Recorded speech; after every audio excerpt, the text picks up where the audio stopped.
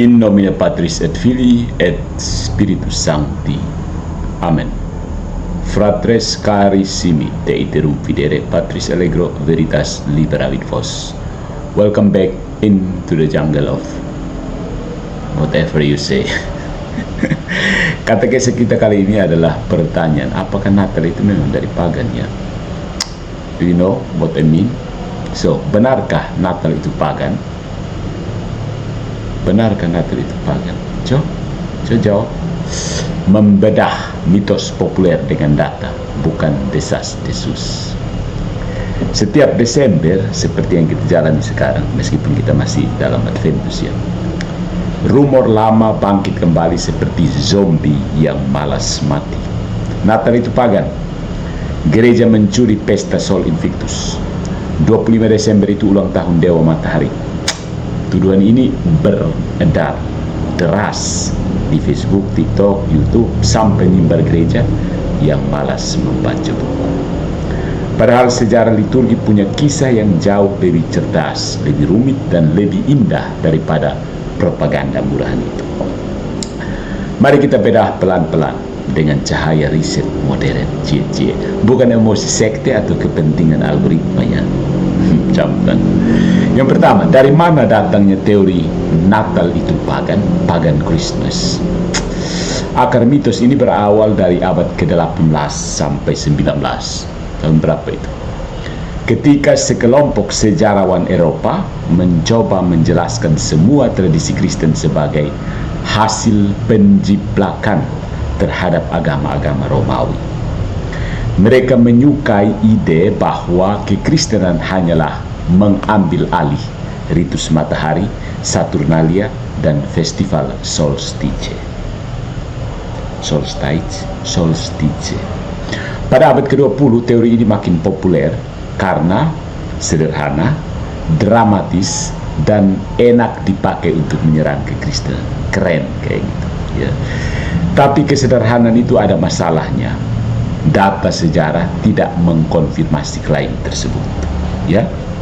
Nah, apa kata riset modern, riset terbaru, recent research? Ini bagian penting yang sering sengaja diabaikannya. Literatur akademik 30 tahun terakhir, dari tahun berapa? 30 tahun terakhir, misalnya karya CPE Nordhaft tahun 2012, Thomas Talley 1986-1991, kemudian Stephen Hymans, Hans Förster, sampai Ronald Hutton tahun 2017, itu menunjukkan hal yang memalukan bagi para penganut Natal pagan teori. Tidak ada bukti kuat bahwa gereja menaruh Natal pada 25 Desember untuk menggantikan pesta kafir. Kita lihat poin-poinnya. Fakta yang pertama itu, tidak ada bukti Sol Invictus dirayakan 25 Desember sebelum kekristenan memakai tanggal itu. There is no evidence. Ini temuan paling mematikan dari Stephen Hymans dan dirangkum oleh Nordhaft. Kalender kuno Romawi memang mencatat perayaan matahari, tapi festival besar Sol Invictus tidak terbukti berada tepat pada tanggal 25 Desember sebelum umat Kristen merayakan Natal. Klaim bahwa Roma merayakan ulang tahun matahari 25 Desember ternyata muncul belakangan dan berdiri di atas interpretasi longgar, bukan bukti arkeologis yang solid. Bukan. Jadi tuduhan bahwa gereja mencuri pesta kafir adalah tuduhan tanpa dasar sejarah. Fakta yang kedua, 25 Desember itu berasal dari calculation theory, teori kalkulasi, bukan dari kalender kafir. Ini yang disukai oleh para liturgolog serius, ahli liturgi. Tradisi Yahudi Kristen kuno memegang teguh gagasan teologis ini. Yang ini, hari wafat seorang tokoh suci sama dengan hari dia mulai eksis atau hari konsepsinya. Jadi meninggalnya seseorang, harinya itu sama persis dengan hari saat dia dikandung dalam ibunya. Itu gagasan teologis Yahudi Kristen kuno, tradisi Yahudi kuno. Mereka meyakini seperti itu. Nah, Tradisi Latin menempatkan wafat Kristus pada 25 Maret. Peristiwa kematian Kristus itu paling diingat banyak orang, sehingga Injil-Injil itu lebih detail soal kisah sengsara Tuhan kita Yesus Kristus daripada cerita lain. Nah, mereka ingat persis kapan Yesus mati, 25 Maret. Nah, berdasarkan tradisi Yunani Kristen kuno ini, 25 Maret itulah maka konsepsi Tuhan kita Yesus Kristus itu dipahami terjadi 25 Maret.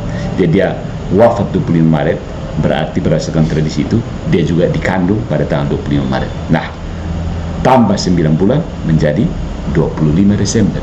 Ini teori kalkulasi berdasarkan tradisi Yahudi. Itulah asal-usul sebenarnya tanggal itu dalam kalender gereja. Jadi teologi menentukan tanggalnya, bukan paganisme. Yang dikuduskan adalah kesatuan misteri Kristus, bukan matahari musim dingin. Fakta yang ketiga, gereja mula-mula tidak punya minat untuk meniru ritual kafir. Justru sebaliknya, orang kafirlah yang punya minat untuk meniru ritual Kristen. Bapak-bapak gereja awal, misalnya Tertullian, Origenes, itu mengolok-olok pesta kafir. Mereka bahkan menghindari simbol-simbol yang terlalu dekat dengan penyembahan matahari.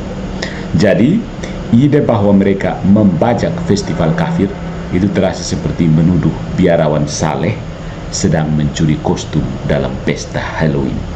Absurd dan tidak cocok dengan sumber-sumber patristik para bapak gereja. Fakta yang keempat, kaitan dengan matahari justru simbol kristologis, bukan sinkretisme. Yang Yesus itu disebut atau dikenal disebut sebagai Sol Justitiae, matahari keadilan. Nah, dalam tradisi patristik dan tafsir Malaki bab 4 ayat 2, Yesus itu disebut Sol Justitiae, matahari keadilan. Tapi ini bukan Yesus sama dengan dewa matahari, melainkan metafora terang ilahi. Alkitab sendiri memakai simbol matahari, terang, fajar, cahaya. Jadi Kristus bukan produk paganisme. Paganisme lah yang akhirnya meredup ketika dunia melihat cahaya lain yang lebih kuat. Fakta yang kelima, gereja timur awalnya merayakan 6 Januari, bukan 25 Desember. Kalau gereja cuma ingin mengambil alih pesta kafir 25 Desember, kenapa banyak komunitas kuno malah memulai Natal pada 6 Januari, Epifani dan Teofani? Jawabannya sederhana, karena gereja tidak terobsesi dengan tanggal pagan, tetapi dengan kronologi teologis internal. Pilihan tanggal berkembang berbeda-beda tergantung tradisi lokal. Ini bukti bahwa Natal pagan tidak sinkron dengan sejarah liturgi yang nyata. Jadi, apakah Natal punya unsur-unsur winter atau musim dingin? Tentu saja, tapi itu bukan bukti paganisme. Di Eropa, masyarakat punya budaya. Ada lilin, pohon hijau, pesta musiman, kebiasaan memberi hadiah. Semua itu adalah adat kebiasaan musim dingin yang kemudian dikristenkan, diberi makna baru, dan dipakai untuk merayakan sukacita inkarnasi. Nah, kekristenan tidak hidup dalam ruang steril. Dia selalu menafsirkan budaya, bukan diperbudak oleh budaya. Sama seperti gereja di NTT memakai musik, tarian, kain tenun, lilin, dan prosesi lokal. Bukan berarti Injil itu pagan NTT. Justru Injil menyinari budaya setempat tanpa kehilangan pusatnya. Jadi ada kesimpulan yang jujur tapi cukup memalukan bagi para penggagas teori Natal pagan. Jadi ada benang merah dari seluruh literatur modern.